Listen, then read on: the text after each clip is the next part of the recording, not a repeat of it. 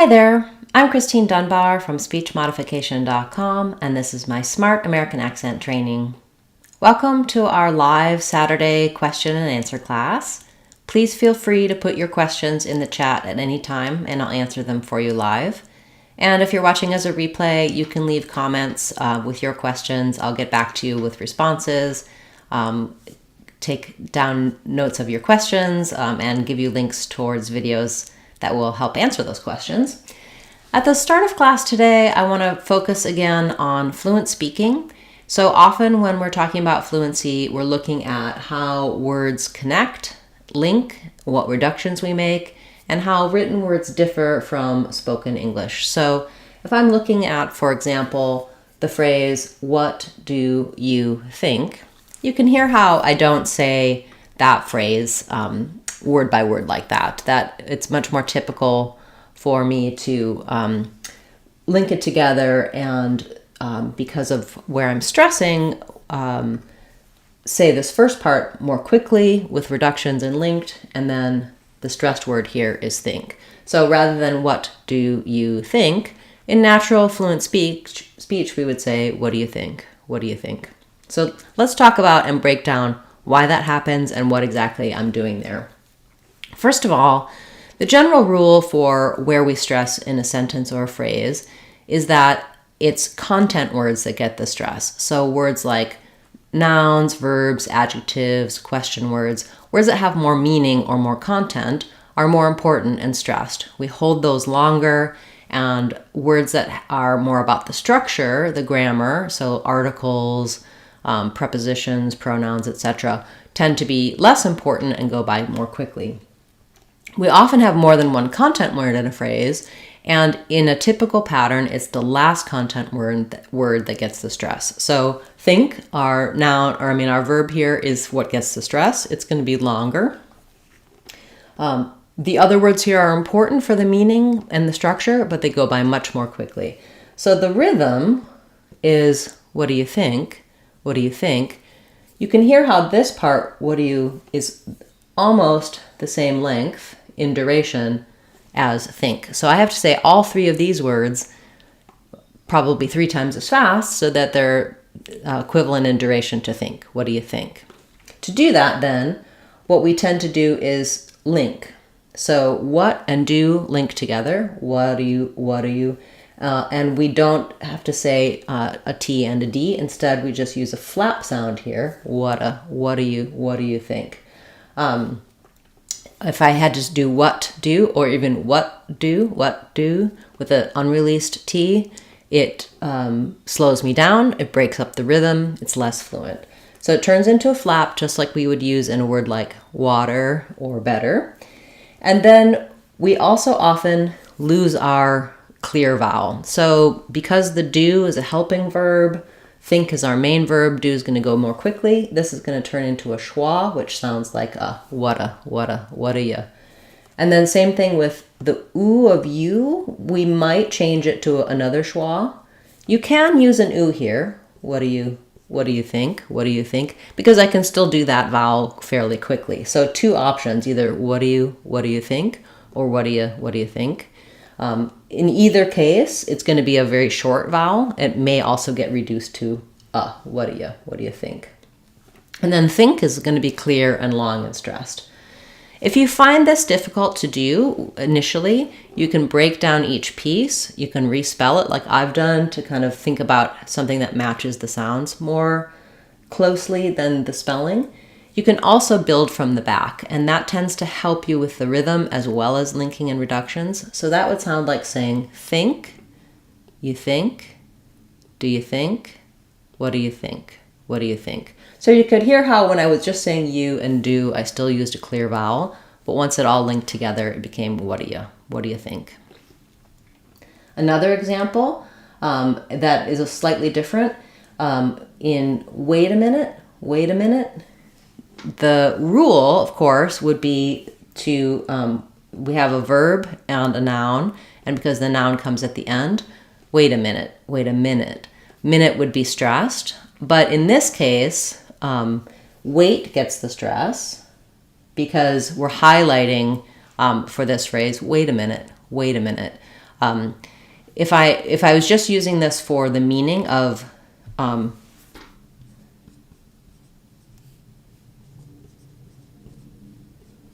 you should, or please wait a minute, that's the meaning. If I'm saying you should wait a minute, that's a different meaning, right? You should wait a minute for XYZ to happen versus 2 minutes versus an hour. So then minute, that's the regular connotation, and minute would be stressed. But we use the phrase wait a minute to highlight, it's the same as just saying wait, where we're kind of using this to say, wait a minute. It's not always literally used as in wait 1 minute, but rather please wait, or wait a minute, I have a question about that. It's an interjection. So the pattern changes, the content word wait gets stressed here. And that means that as the wait is going to be longer, then we're going to link, and the a minute are going to be the fast parts. So in order to make wait longer and a minute more quick, we will follow the rule for stressing for how we link final T. So it turns to a flap as it links to the vowel, waita. This word most often is just a schwa. We say it like even when it's stressed most of the time. You will sometimes hear native speakers say a, but you can hear how wait a minute doesn't flow and isn't as natural. The correct pronunciation for this article is even though you may sometimes hear native speakers say a, I advise using in all cases for that article. So waita, and then minute is stressed on min, and then the second syllable is an I sound. So I've just respelled that here to match the spelling more clearly. We don't really make any changes in minute, except that we're going to do the whole thing fairly quickly. So wait a minute. So we built this one from the back. Think, what do you think? For this, we can also do the end part, which is going to be faster. I think just stretching on wait a minute. You can do the minute quickly, and then wait a minute, adding the stressed part back. If it's challenging for you to do these quickly, say the whole thing more slowly, but keep the rhythm the same. So rather than saying it slowly, what do you think? That's not going to really help your fluency. Say it slowly with think, what do you think? What do you think? Now, in slow speech like that, I probably wouldn't link as much, but in order to feel and hear the sounds and connect it, I can just slow the whole thing down. And when you're trying to practice shadowing, listening, and imitating, you can slow down any of my videos or any video that you're listening to in the settings. I recommend using 0.75 or 0.5 so you can hear all of the sounds and how things connect more slowly. You can practice imitating them more slowly, and then you can speed that back up. I have a lot of videos talking about that and teaching you those techniques in our Real Talk course, and also in our podcast. We're doing a lot of shadowing practice. There is a shadowing playlist here on the channel as well, if that's something that you found helpful. I teach you how to do it in combination with looking at linking and reduced sounds. So not just shadowing, but breaking down what's happening there so that you can use that technique more effectively. Not just trying to do your best to shadow, but being able to focus on rhythm, fluent speech, and connections. I find that shadowing is most effective for getting the rhythm and the flow, as well as getting the reductions. Maybe a little less effective when it comes to just overall pronunciation and accent. There, I think breaking down words to their sounds and understanding pronunciation in more detail can be helpful. And you can get many videos for that here on the channel, as well as in our online course, The Sounds of English. I walk you through all the details, all of the sounds of English, so that you can focus on pronunciation. So there's, of course, a lot of different things that happen and occur when it comes to fluent speech and pronouncing things naturally and fluently like a native speaker. Focusing on where you find your strengths and weaknesses to happen can be really helpful. And the different playlists on our channel can help you to do that. Wonderful to see so many of you here today. Thank you for your comments and questions. I'll go ahead and turn to those now. We have a question about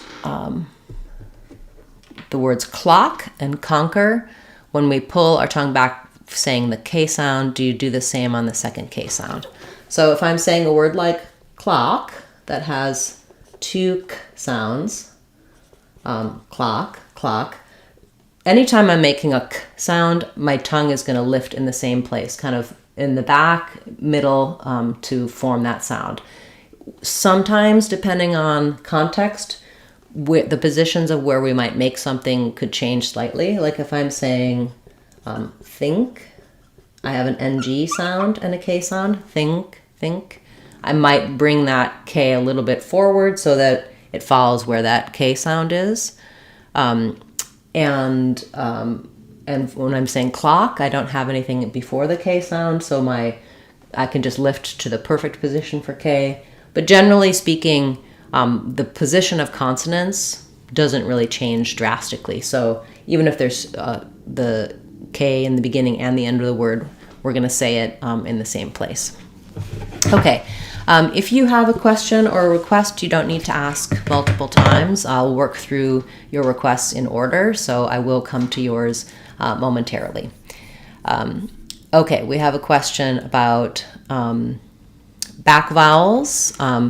If we have an N sound after back vowels, or an NG sound after the front vowels, so is it true that we have an NG sound after back vowels in words ending in ing? So your question is asking,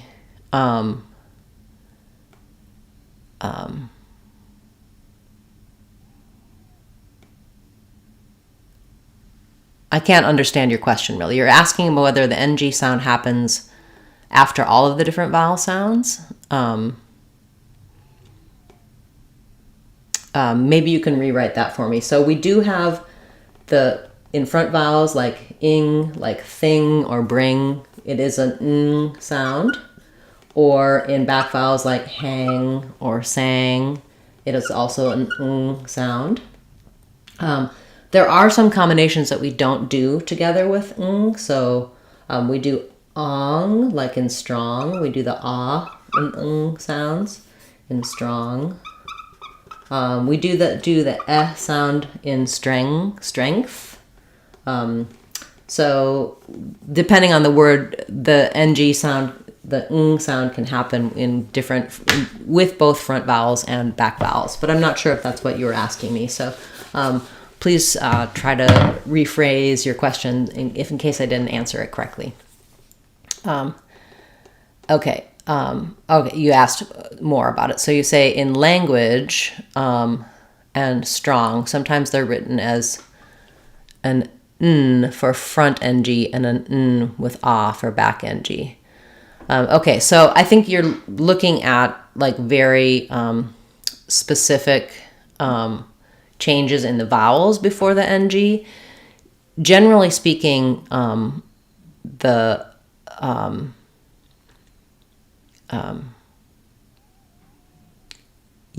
not sure about your diacritics for your ng sound. So I'll take a look at your questions in more detail offline and get back to you in a comment.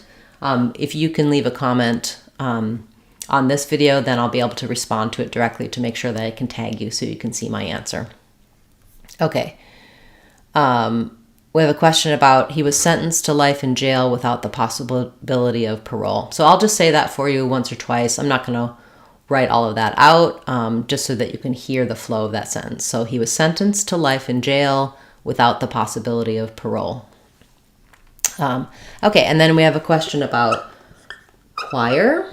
So I do have a video for this that I can direct you to after class. The CH in choir says the K sound, and then we have a W sound, so untypical pronunciation for CH. The OIR says the I diphthong, and with R, so the IR triphthong, like fire or wire. So actually building from wire can be helpful, thinking about wire, choir. That's your first word. You asked about anemone, so that one is just, it's not too tricky except that it's kind of a tongue twister. and also spelling it correctly because the sounds don't necessarily match. So we have second syllable stress. First letter A sounds like an so and then nen, nem, sorry, misspoke. We have the red tent vowel. So the nem syllable is stressed, anema. So you might think about it as ne, ma. So we have another schwa. And then for the O. And then finally letter E says the E, tense E sound. So anemone. Anemone. Yeah. So that what I just did is what people tend to do is transpose the letters. So making sure that you get the N, M, and N in the correct order. And I just messed that up. What I would suggest is starting on the stress syllable here. So saying nemone, anemone, anemone. So you might just have to slow down and look carefully at where the N's and M's are. And then once you've translated the vowels, that the A says the E says and the O says again, and the final E says E. Yeah, good word, thank you. I may have a video for that, but I'm not sure. But hopefully that answered your question. And then we also, your last word was chamomile, another CH word. So two different ways you'll hear chamomile and chamomile. I do have a video for this one. First syllable stress, letter CH say the K sound. Letter A says like cat. Another O saying a schwa, cama. I use E, meal. But you will also hear it as mile with the I diphthong. So I would write that as chamomile. Chamomile. Yeah, definitely a lot of three words where the spelling doesn't line up very easily with the word, and a lot of people have that question. So thank you for your question. Okay. We have a question about chicken, children, and string. So for chicken, first syllable stress, we have the letter I saying the I sound. CH says the ch sound. Chicken. And here we have probably a syllabic N, so either an I or an and an N sound, or just very little vowel. Think about it like chicken, chicken, chicken. So you really want to feel like just the same as in like person or human. We're not saying person or human, but rather sun, man, kun, chicken, chicken. And then you also asked about children. So we have the same beginning sounds, the ch, children. Again, we have another syllabic N here. So thinking about this as children or just dren, very reduced vowel in the second syllable, children. The children were playing. And then finally, string. I do hear sometimes people will suggest to say STR as thinking of it as a ch sound. I don't really like that suggestion, just because I feel like that does happen in some accents in American English, but it's more typical to hear string with a st and a sound. So I just usually build it from the R if it gives you difficulty. So try saying ring. So you have a lifted final NG, ring, and then add your T, tring, and then add your S, string, string. So it's straightforward in terms of how it's spelled, matching the sounds, but it's not always easy to say those STR blends. So you might find also practicing things like street, strength, string, other STR blends will help you with this word. Thank you for your question. Okay. Welcome. One of our channel members is here today. It's nice to see you. Thank you so much for attending and for being a channel member. We have a question about personified, the meaning. Personified means, I might say, she is kindness personified, meaning taking an attribute of something, and it's as though kindness were a person. That person is so kind, they can represent that. Or beauty personified, intelligence personified. You're taking something that's not a human person, that's an attribute of a personality, and you're saying if it's personified, that is like the representative of that person. I do like Merriam-Webster's dictionary for definitions because they will tell you what the word means and also give you a lot of examples. So definitely looking up the meaning of words in an online dictionary can be a very helpful resource. And if you leave a comment after class, I can give you links to dictionaries that I would suggest using for definitions of words. Okay, and then you had a question about I'll chime in, the meaning of that. That means that I'll join the conversation, or I'll say something about that. So you would use that if people were talking about a topic, and if you said I'll chime in, means I'll give my opinion, or I'll add a statement or comment on this topic. So I'll contribute to the discussion. We have a question about what country I live in and the pronunciation of my country. So I live in the US. You can say US for that, or you can say United States. You can say United States of America. You can say America.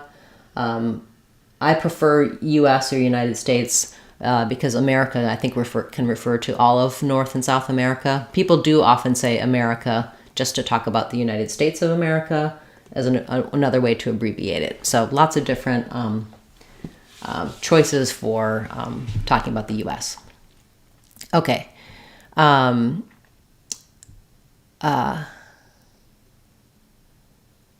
Okay, so clarification on the ng sound and whether or not they're different ng sounds. Sorry, my eyesight is poor, so trying to read your comment, you're showing these two variants of ng. Yeah, I'll look into that and get back to you on it. I usually don't go into that depth of transcription simply because it's not always helpful for people when it comes to pronunciation. So I'll look and see what your diacritics mean and try to give you a little bit more discussion on that topic. Okay, we have a question about malevolence.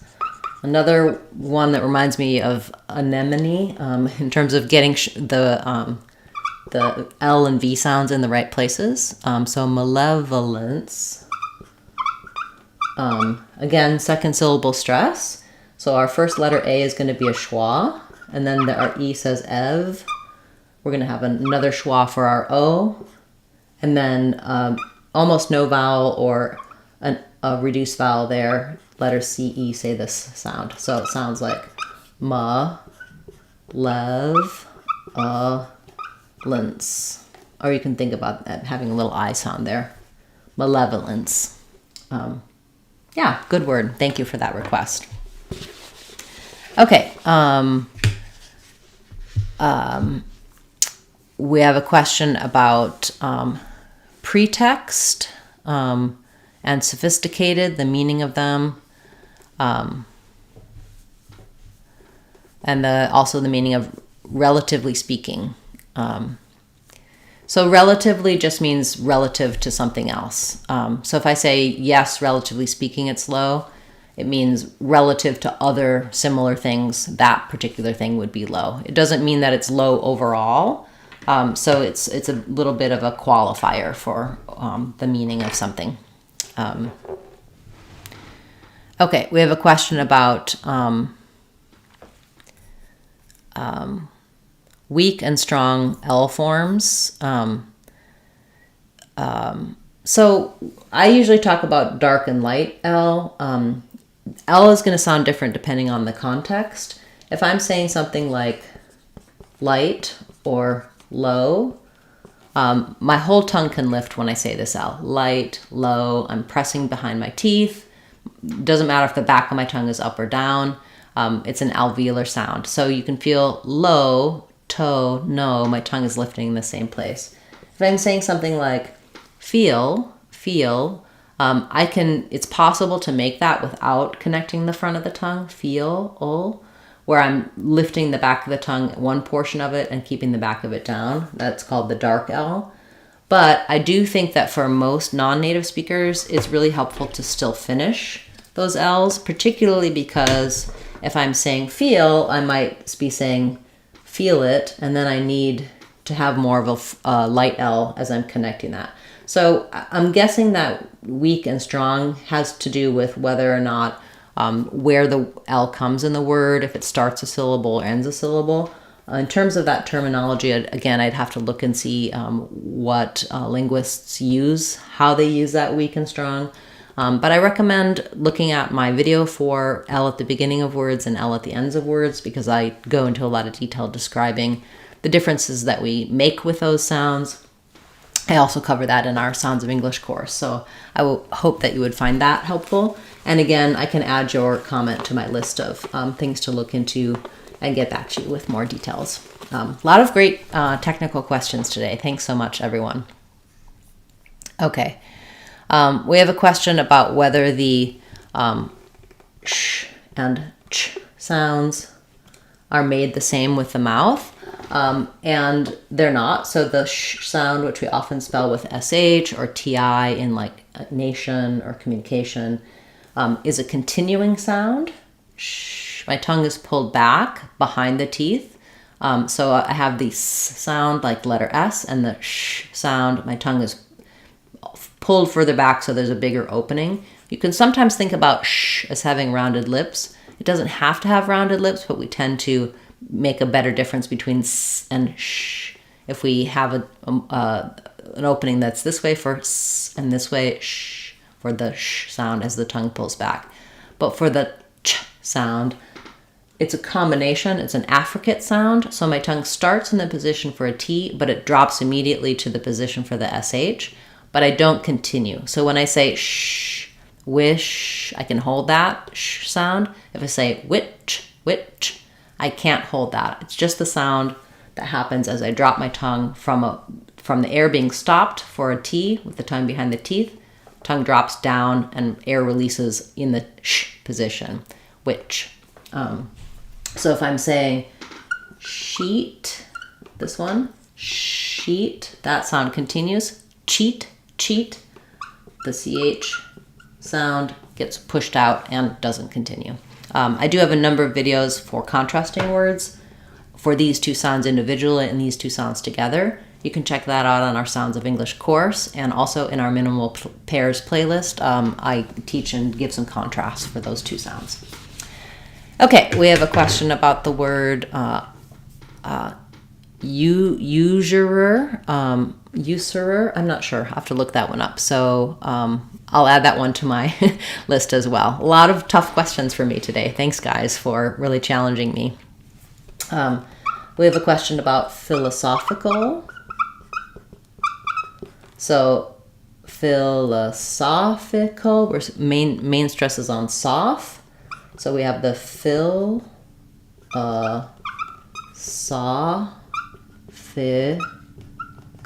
syllabic L at the end. So for that, I would start on sophical, philosophical. I think I have a video about philosophy and philosophical. The rhythm and sounds change between those two words. And then sanctuary. Sanctuary. So first syllable stress. We have the NG sound here. It's just like the word sang with the A vowel. Sanctuary. The TU says the ch sound. Sanctuary. Sanctuary. I may have a video for that as well. So you have a long list for me today. What I would request is, if you don't mind, if I don't get to every single one of your requests, please write them in a comment, and I can direct you to the videos I have for those so that you can be watching those and looking those up. And I can also add your words to a list for our members class if I don't get to all of them today and I don't already have a video for them. Okay. We have a question about on online dictionaries. So I tend to use the Oxford Learner's Dictionary because it shows British and American English, and also Merriam-Webster. There's a number of different online dictionaries. The most important thing is being able to learn to read the symbols in that online dictionary so you know how to pronounce the vowel sounds and the consonant sounds. Another reason I like the Oxford is that it uses IPA, and it's very similar to, so that's the International Phonetic Alphabet. So you can, if you know the symbols for your own language, it'll apply in English as well. And the reason I like Merriam-Webster, even though it doesn't use IPA, is it shows many different variants. So you can see a lot of different ways the same word might be pronounced that are still correct, just pronounced differently in different regions of the US. Okay, wonderful. Thank you so much for all of your great questions today, for being a part of class, and I look forward to seeing you again next Saturday. We'll have another live class. We'll probably talk about fluent speaking at the beginning, as well as taking your questions. You can find more answers and information on our website, speechmodification.com. We have online courses for you. And then, of course, here on the channel, use our search tools or leave a comment with your questions so I can direct you to resources to help you with your words and your questions. I'm Christine Dunbar from speechmodification.com. Remember, if you want to sound like a native speaker, you can do it. speechmodification.com. Bye, everyone. Thanks for being a part of class today.